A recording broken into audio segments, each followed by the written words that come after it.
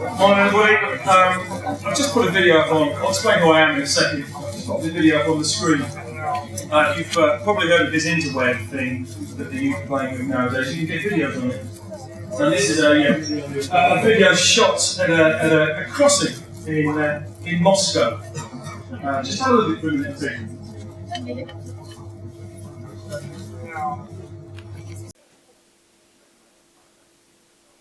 At this point you're probably thinking that's a bit insane. It's got like 8 lanes of traffic, it's got cars coming left, right and centre. Nobody seems to do what we do very nicely over here in the UK of stopping. Oh, there we go. No, he's not going to cross yet, is he? Now for me, when I first saw this, I thought it was dreadful. I thought, crikey, this is absolutely ridiculous. But today you're all here as ambassadors, and you're here because you made a decision to, or a rep, you made a decision to get involved now. So I'm going to try and help you to learn how to be as safe on the roads as these guys are. Because actually, if you look at what they're doing, they're taking responsibility for themselves. They're not waiting for the cars. They're not saying someone else is going to look after me. Everyone walking over that crossing is giving a good look at, is making sure that the one who's keeping them safe is themselves. And in fact, whilst this looks absolutely insane to me, I think it's actually quite a good example of how to keep yourself safe. You know, the gentleman who's on first, getting you to break each other's wrists, was saying that one thing you have to be aware of is, well, you have to be aware of things. You have to keep an eye out. You have to look at what's ahead of you and what's around you. And this chap, I still can't get over this. It is a bit mad. And I'm glad I don't have to cross that on a daily basis. But he's taking all the responsibility himself.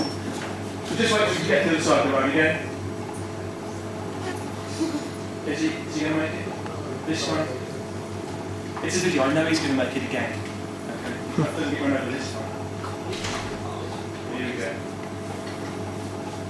I don't think we've got anything quite as mad on the roads over here. We haven't got that sort of crossing. We haven't got that many lanes of roads in any one place. And car drivers do tend to stop. Anyway, this is me, Ian Watson. I'm a Senior Road Safety Officer for Suffolk County Council. Some of you may have seen me and my colleagues who came to the Apex for the last couple of years for the Freshers sessions. Or you may have seen us hanging around in here with various bits of equipment in the past. I work for the County Council, and my job is to go, as is my team, to go around to colleges, schools, primary schools, any school, working with youngsters, students, and all the way through to older people, full-time drivers, elderly people, and trying to share some ideas about keeping themselves safe on the road. Our main task, it's been laughed at, our logo, Suffolk Road Safe, cutting casualties. And someone said to me, that's a bit bad, they're a casualty, you come along and cut them, that's not very nice. It's arguable. But the main task is reducing casualties. Okay, now, when we think about casualties on the road, we see it all the time in the newspapers, we see people killed in car crashes, etc. And I'm sure everybody here knows somebody, or knows somebody who knows somebody who has been injured. So this is actually quite a contentious subject. A lot of people get quite upset about it. What I'm here to do today is to try and give you some hints on how it doesn't happen to you, how it doesn't happen to people, your friends, your family, your loved ones. As a casualty, you've got a person who might well be injured or killed, but you've also got families around them and friends around them, and there's an emotional injury as well. So it's important. So how can we reduce casualties? Any suggestions?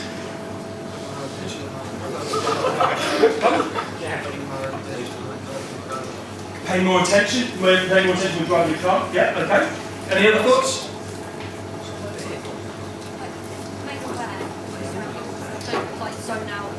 Be aware of your surroundings, don't zone out. Yeah, excellent. Yep. Stay indoors, perfect. The best way of keeping you lot safe forever is to keep you inside. I think sponge walls and no sharp objects would be excellent. Unless, of course, you have been lower stuffed, where about 6-8 months ago a car left the road and jumped and hit someone's first floor and went into their bedroom. Staying at home's not a good idea. So I don't know what we're going to do. What we'll talk about this morning is actually how, whilst that might be the safest, obviously it's patently impossible, and that's not how we live in the real world.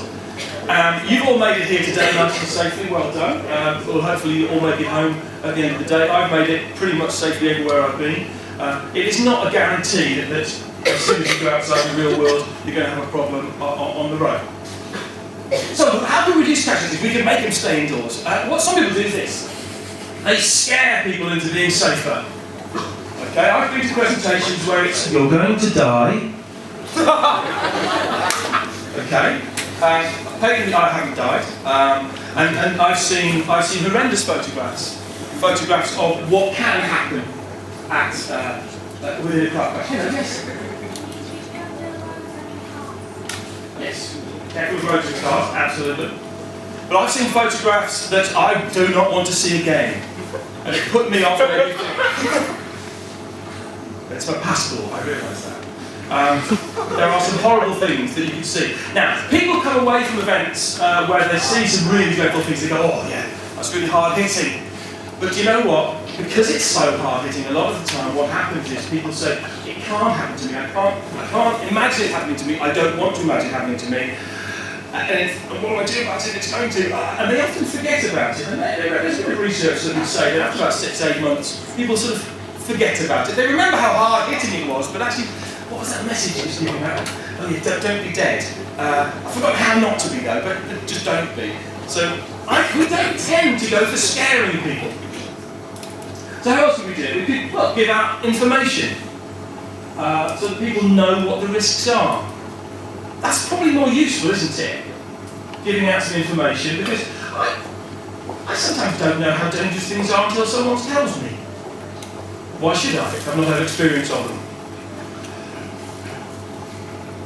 And maybe show the skills. Okay, I went to a session once, we were working with a school up in the north of the county, and it was one of the sessions that someone was leading, and it was fairly brutal. It was, this is nasty, this is horrible, this is, And at the end of it, one of the people there said, fine, what can we do?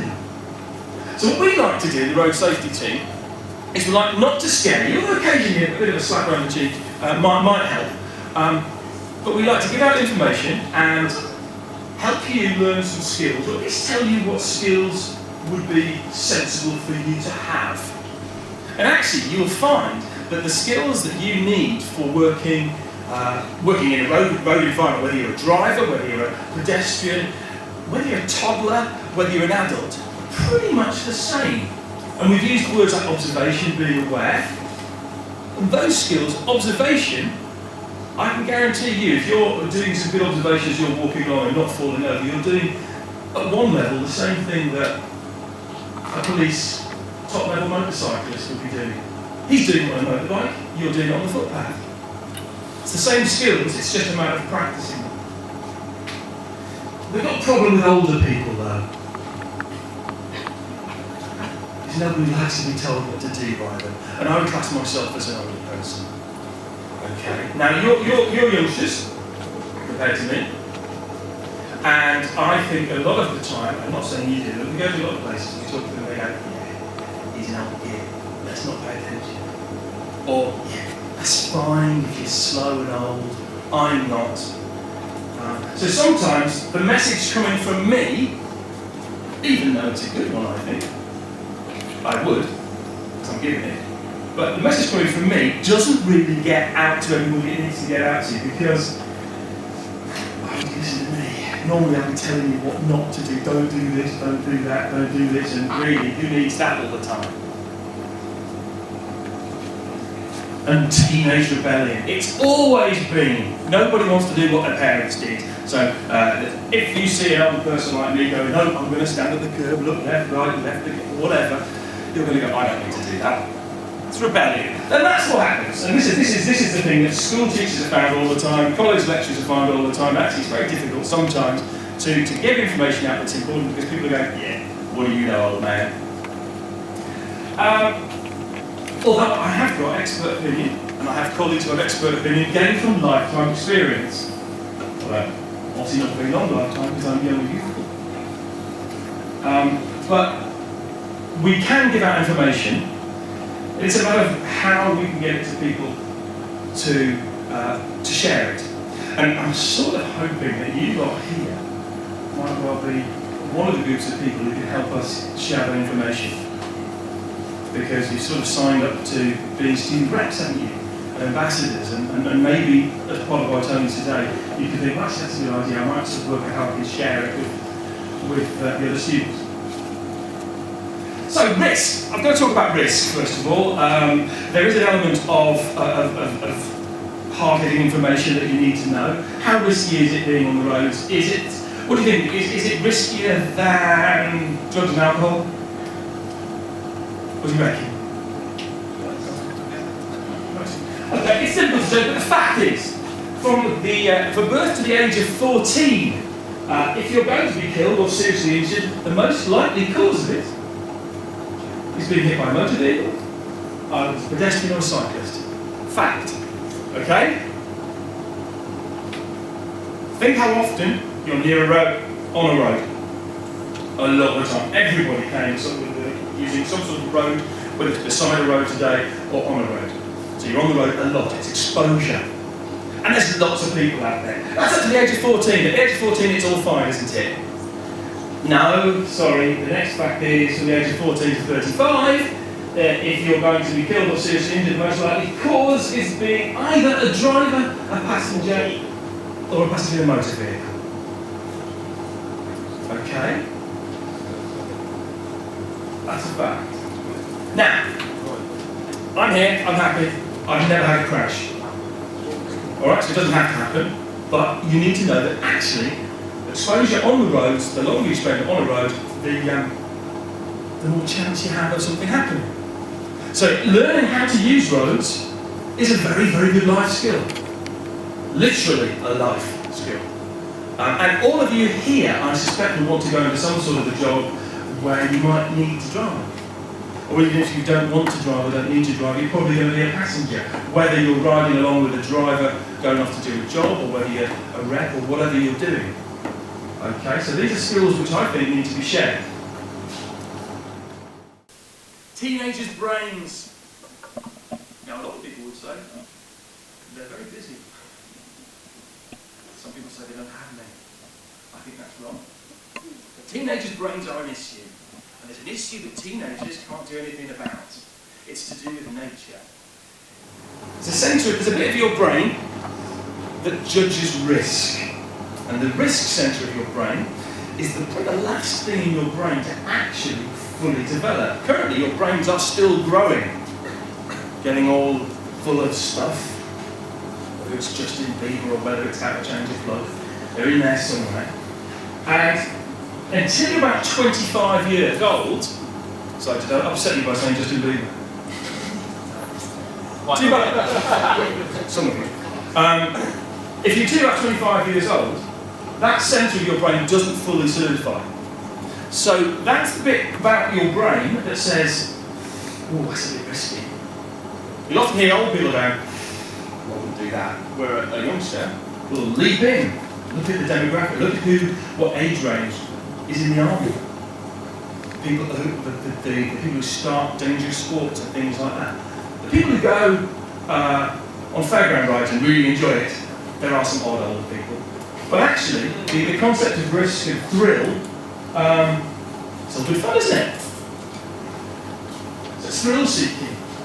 Now there's a very tragic car crash a while ago. I don't know if you're aware, if you knew anyone involved with it, just on the A14 near Bury, where a BMW crashed. As we reported in the papers this morning, they said it's probably oversteering, but it could have been a bit of showing off involved, a bit of thrill seeking. Okay? So thrill seeking it's understandable.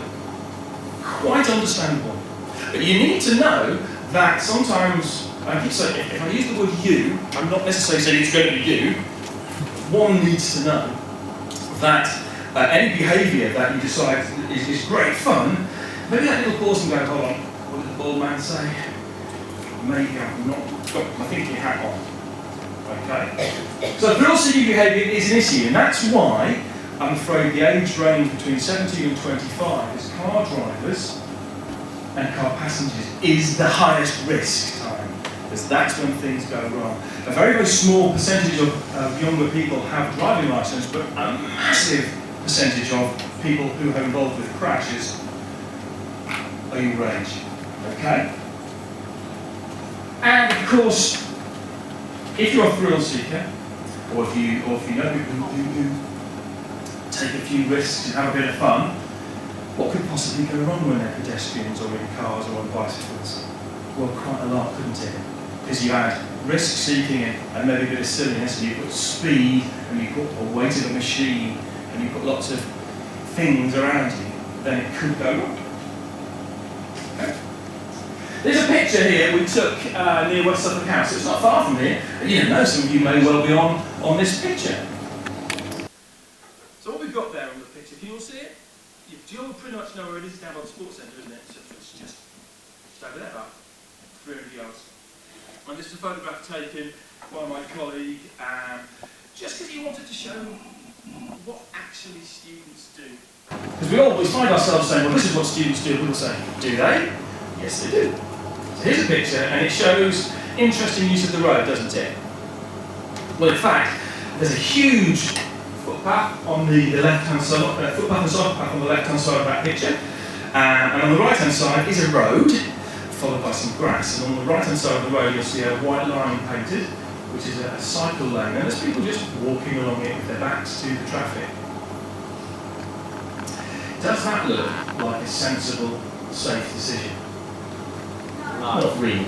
Not really. The likelihood of something going wrong, well, it's higher than it would be if they weren't there. And we've been very lucky. There's been nobody that I've heard of getting hit on that section of the road. But look how close that silver car is to that group of people. And I think if you think back, and all the times you've seen groups of people walking together, there's always someone being leery, isn't there? There's always the occasional push. I don't think that's a particularly good management of those people's risks, do you?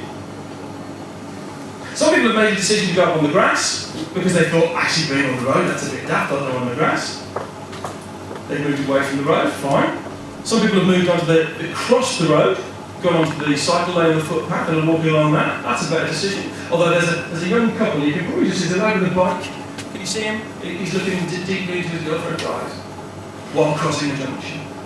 So it's a lovely thought, but really, not while crossing the road. But okay, so maybe nothing happens today. Maybe that's absolutely fine. And as I say, many days this happens and nothing goes wrong. When it does go wrong, the interaction between a person who is soft and squishy and a car which isn't, it is not pleasant. As drivers, if you were in a car there, what would you be thinking? How would you change your behaviour, do you think? Would you think, I tell you what, I'll go really fast behind and repeat me on? Or do you might want to, but do you think it might be an idea just to slow down a bit because there's people around and take a bit more time? I think that would be the better plan. Although regularly we see cars, hear cars just at the side road past our office. Our office is just next to it. So that's what actually people do. Give them an opportunity to put themselves in risk, and if they don't realise there's a risk there, that crossing in Moscow, that bloke took those people were taking responsibility for themselves. They weren't trusting the car drivers at all. But actually there, I think, pretty much 100% they're trusting the car driver not to be daft. First thing in the morning, a lot of people are stopped nowadays by the police with still alcohol in their blood. Some go very slow, which is good. Some go far too fast, though. Now you can't do anything about that, can you? You're a pedestrian, you're walking. What you can do is make sure that you're in a more sensible and a safer position. So I hope that sort of is not you. And I hope that when you're walking on the road next, if you do decide to walk on the road, you think, that bloke said it probably wasn't a good idea. Maybe I'll move.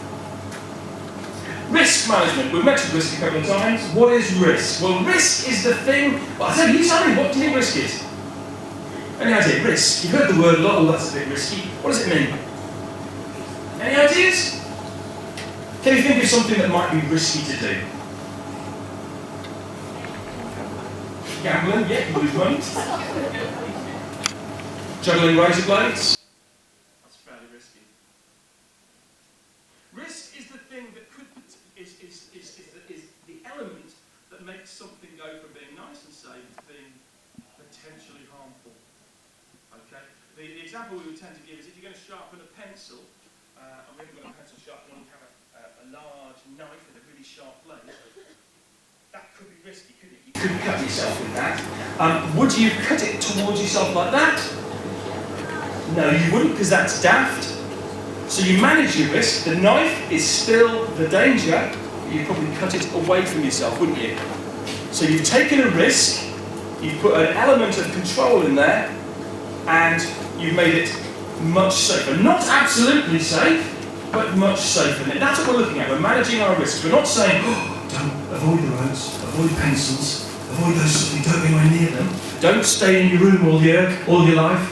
I don't do that. I know you don't. You said it. It's good. No, it's fine. Thank you. Indoors, what's the name of your room? Yeah. I said, oh, indoors. That's fine then. No, that's... Panes of glass. You conservatory. I don't have a conservatory, isn't it? Okay, that's fine. Yeah, whatever. Yeah. But you can't. What we're saying is, I quite agree. You can't stay inside all your life, so we have to manage our risks. So, what other risks do we manage? Well, we manage risks all the time, and all the things that are going around here, whether it's sexual health, whether it's drugs, whether it's rock and roll, whether it's driving, whether it's personal protection. It's all the same thing. It's looking at what the risks are and coming up with a plan. There's also an issue of blame. Now, see, there's a picture of me on my bicycle, and there's a picture of my colleague, Jane. Hello, Jane. There's Jane's over there. Jane is standing on the curb, and you can just see. So we set this photograph up. I'm cycling along the road, and I've got a nice high vis jacket on. Quite cool, I think. If Jane was to step out in front of me, because she's got her earmuffs on and she can't hear me and she hasn't looked, and I knock Jane down, who's to blame? How many of you think it's Jane's fault? Do you think it's Jane's fault? How do you think it's my fault? How do you think it's both our faults? Yeah. Blame's an issue. People like to blame. But actually, if I'm paying attention on my bike, I can look and I can say to myself, that person's not really paying attention. Maybe they might step out in front of me. Maybe I should move a little bit to the side. Maybe I should slow down. Maybe I should shout, oi! So she steps out in front of me, I'm likely to get hurt. Falling off my bike into the road, that's not very nice. Yes, absolutely, Jane should be paying attention. She's there with her earmuffs on, she's not looking. But you know what, on my bike, I can't make her do that. But I can make myself stay safe. So rather than actually blaming anybody, I'm looking at what I can do to make it safer for me. And because it's safer for me, it'll probably also be safer for her. Okay. Jane didn't step out, Jane's a good girl. But I have had people step out in front of me before. And that's fine, because you know what? I predicted they were going to do it. So what can road safety team do for you and this college? We're going to share information, so we're starting to share a bit now. We'll share some more in a little while. We've got some things for you to look at. And we can come in and work with you. We can lead sessions. If you can persuade your lecturers, your tutors, to get us to come in and work with you at curriculum time. If you're doing a course on, I don't know, woodwork, and they say, well, it's not important, I'd say it's not important in woodwork. You say, well, when I leave here, I want to be driving a car and a van for my job. I think it's a good idea for you to know it. Okay, so pupil pressure, please. So we can come and do some sessions. We can answer any questions you've got. So we're here today. You can always get in touch with us. We just live in a building down there. So you get there all the time. Or you can email, or you can, any questions you've got. If you like, should I be aware of this? What should I do about it? Please get in touch. I'm going to use road safety networks to share ideas. We're tweeting at the moment. That's all very exciting. To sort of road safe. But I'm hoping that you might be a network for me. So while we're here, we've got a couple more minutes. Give you a few bits of information you can take away with you. Groups in cars. Any thoughts about the safety implications of putting big groups in cars? What's it? The weight of the car is fantastic. We often talk about distractions being a major cause of crashes, but the weight of the car, even if you were in a car on your own, a small Fiat Punto or something, on your own, the car is one particular way. It'll accelerate, it'll slow down, it'll corner at certain speeds. If you were to pick up some hitchhikers, I don't know, not Larry kids, not mad adults, but half a dozen, 3 or 4 vicars who sit there really quiet, that car is already more dangerous because of the weight of the vehicle. The overtake that the driver thought they would make probably isn't on. Turning it a corner, it's going to feel more difficult. Now, someone of my age, I've been driving a long time now, I can pick up a car, get into a car, pick up people, and actually I pretty much know what's going to happen. Even though I can get it wrong. But younger drivers don't have that experience. Okay? So, groups in cars, by their very nature, increase the risk. Just so you know, the fact, 4 people in the car, the risk of a crash goes up 4 times. And as the risk of a young driver is very high anyway, you might like to consider, if your friend said, hey, we're going off out, there's 5 of us cramming in the car, you might say, actually, I'll make my own way there, or I'll tell you what, I'm watching your hair. Distraction, I'm not wearing seatbelts. Distraction is a problem. Okay? I have to concentrate. I've been driving now for 35 years. And when I get to a busy town centre, do you know what? I turn the music off and I pay attention because there's signs everywhere, there's people, there's cars. So what we don't want is, as a driver, I don't want them distracting me. Maybe they're not being silly, maybe they're just asking a question. But do you know what? If I want them to shush, I tell them to shush. Because for a minute I'm just going to concentrate. So distraction is an issue, and of course those other distractions that we talk about all the time now, there's mobile phones. We talk about mobile phones over there, but mobile phones are a distraction, and it's not the physical holding of it that is a distraction, it's having a conversation with somebody who's not in the car. People say to me, well, what about talking to our passengers? Surely that's bad. No, that's fine, because they're in the car with you. You can tell them to be quiet, you're not going to imagine them. But on a phone, mobile phone, on the phone, they're at a distance from you, that is a distraction. Seatbelts is a major issue. How many of you, come on, let's be honest here, let's have a bit of honesty time. How many of you sometimes don't wear a seatbelt? Okay, thank you for that honesty. How many of you, if that's, sometimes don't wear it in the back?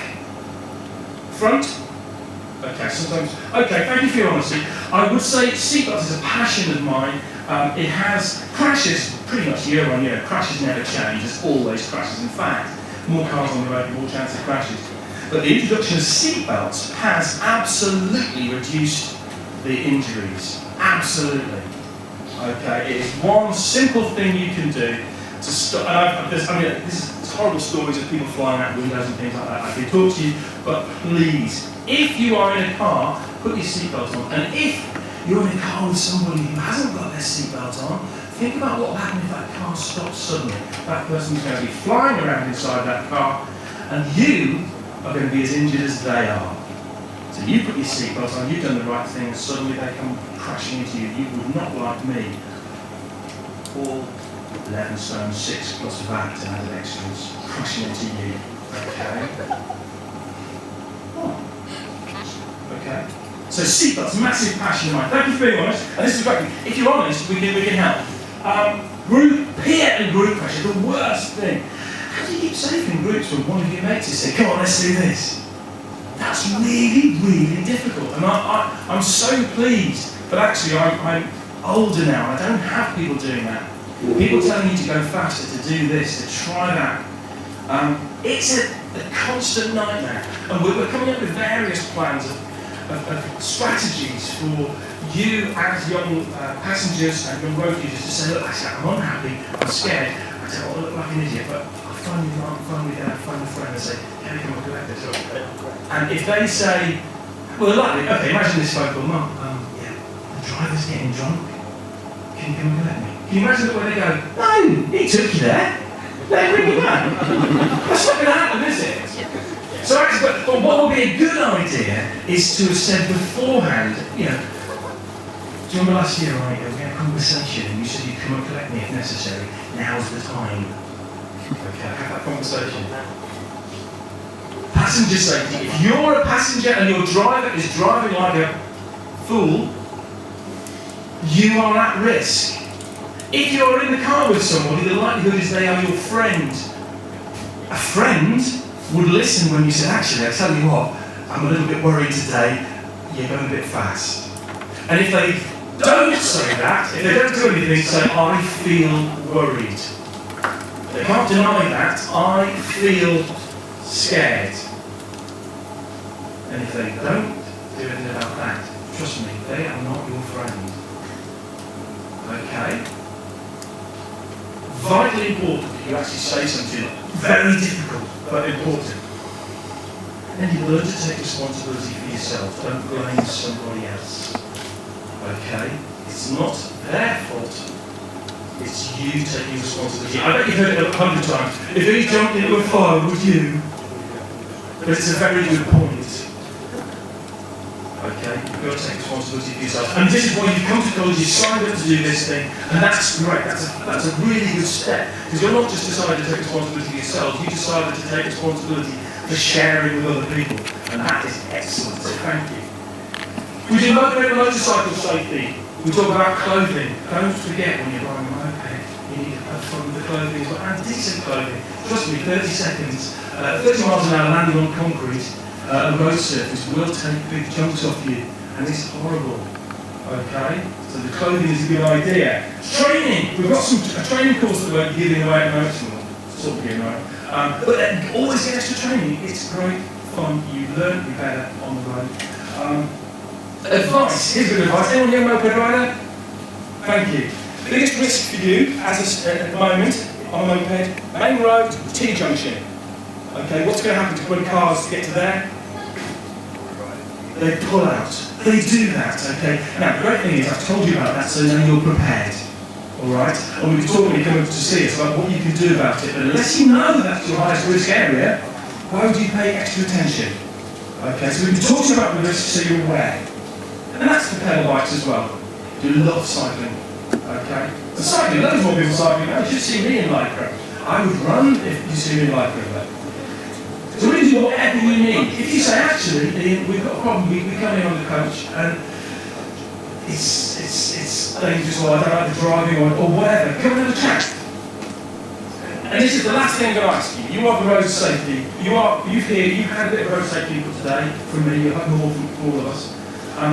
If you really think that you want to help people, I would love to have a word with you, because I'm going to try and get sort of a road safety officers in the college.